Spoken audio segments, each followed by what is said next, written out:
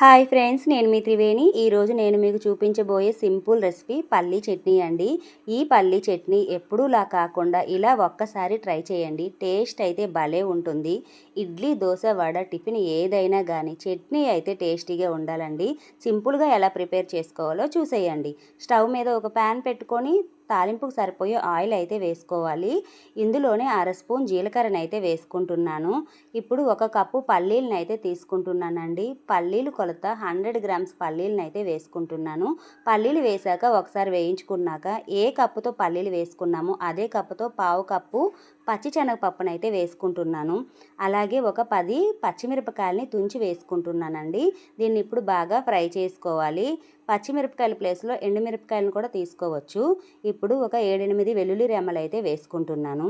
బాగా వేయించుకోవాలి. చాలా సింపుల్గా అయితే చేసుకుంటే పల్లీ చట్నీ ఎప్పుడు చేసినా టేస్ట్ అనేది భలే ఉంటుందండి. ఒట్టి చట్నీయే తినేస్తారు, అంత రుచిగా ఉంటుంది.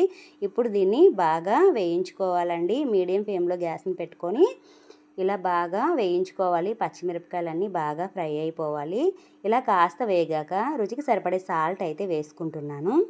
సాల్ట్ వేసాక ఒకసారి ఇలా వేయించుకోండి. చూడండి, మనకి పల్లీలు అనేది బాగా వేగిపోయాయి. ఇప్పుడు దీన్ని అయితే మనం స్టవ్ బంద్ చేసి మిక్సీ జారీలోకి అయితే వేసుకుందాం. చూడండి మనకి ఎంత బాగా వేగాయో. ఇలా వేయించుకోవాలండి. ఇప్పుడు దీన్ని మిక్సీ జారీలోకి అయితే వేసుకుంటున్నాను.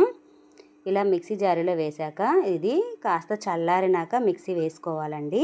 దీన్ని ఇప్పుడు మనం మిక్సీ వేసుకుందాం. ఇలా మెత్తగా గ్రైండ్ చేసుకున్నది ఒక గిన్నెలో అయితే వేసుకుంటున్నాను. ఇలా మనం మిక్సీ పట్టుకున్నది అయితే గిన్నెలో వేసుకోవాలి. మరీ చట్నీ పల్చగా ఉండకూడదు, మరీ తిక్కుగా ఉండకూడదండి. ఇలా ఉంటే సరిపోతుంది. ఇప్పుడు ఒక గిన్నెలో వేసుకున్న చట్నీని పక్కన పెట్టుకొని పోపు వేసుకుందాం.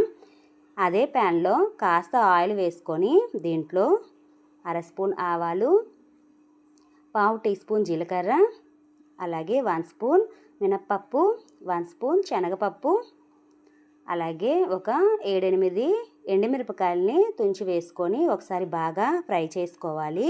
ఇలా కాస్త ఫ్రై అయ్యాక ఒక 2-3 రెమ్మల కరివేపాకును అయితే వేసుకుంటున్నాను.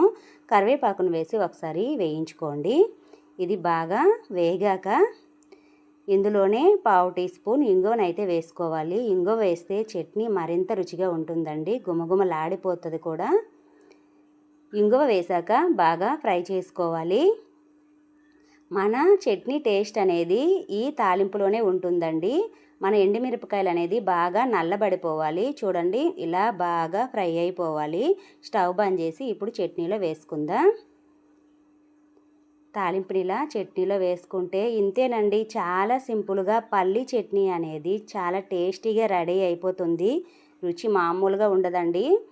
చట్నీయే తినేస్తారు టిఫిన్ పక్కన పెట్టి, అంత రుచిగా ఉంటుంది. మీరు కూడా ఒకసారి ట్రై చేయండి. చూసారు కదా ఫ్రెండ్స్, చాలా సింపుల్గా పల్లీ చట్నీ ఎలా ప్రిపేర్ చేసుకోవాలో. నా వీడియో మీకు నచ్చిందని అనుకుంటున్నాను. నచ్చితే చిన్న లైక్ ఇచ్చి సపోర్ట్ చేయండి. గుమగుమలాడిపోయే పల్లీ chutney ready. Thank you friends, thank you for watching.